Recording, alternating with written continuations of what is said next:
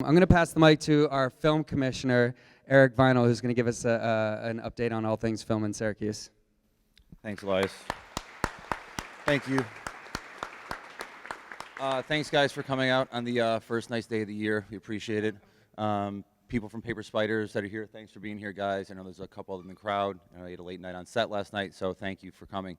As Elias says, we have a lot of good things going on right now, so I just want to give you some updates as to where we're at. My office has moved to visit Syracuse. I was with Onondaga County for about 4 years, and now we're with our Tourism Bureau, our CVB, which was kind of the Chamber of Commerce.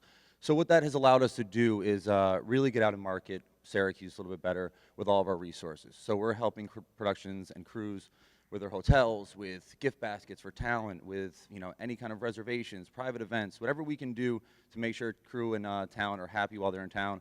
We have a staff now and a marketing team and people behind us that are really supporting what we do. So we're out there selling Syracuse in a much bigger way, which is great. Right now we do have 2 productions in town. Paper Spiders is third week now, right? Yep. Yeah, so we'll wrap next week. I think it's been going pretty good, besides a couple of rainy days.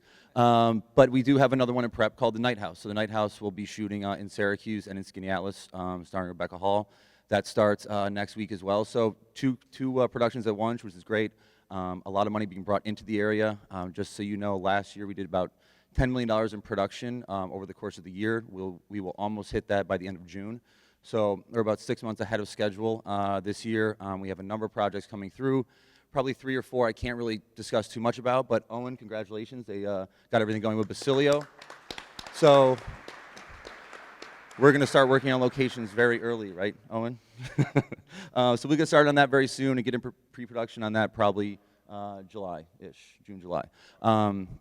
So that'll be shoot in August, right? So it'll be local crew, a lot of local talent, which will be great.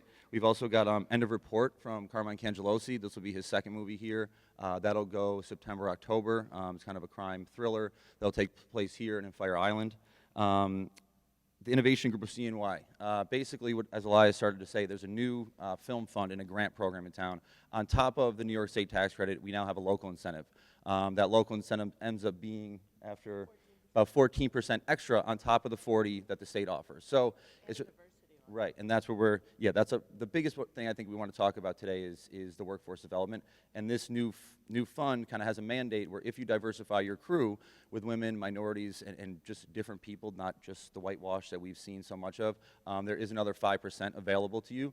So that kind of leads into what the bigger thing that we're talking about with workforce development. Governor Cuomo recently passed a $175 million initiative to grow the workforce in New York State.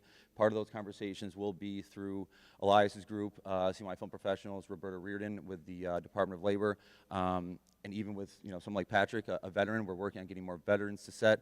Patrick's program, Vets to Set, is something we're going to have as an initiative. But Syracuse has a lot of talent, and a lot of talent that doesn't get utilized. I went to Nottingham. I'm a city school kid.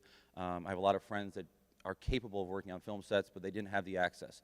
So we want to be able to give that access to kids in the city, with the city school district, with Onondaga County, partner up with our new STEAM school that's coming through, and really make sure that it's not just about basketball and football and baseball for everyone. This is a new avenue for people to work in Syracuse, and why not have all of our locals working together on it? So that's going to be one of our biggest pushes, is really diversifying crew bases in Central New York, because I think in LA and in New York, people are going to start to look at locations that offer a more diverse crew base more seriously than your typical, like I said, whitewashed crew. So that's going to be a big push of ours this year.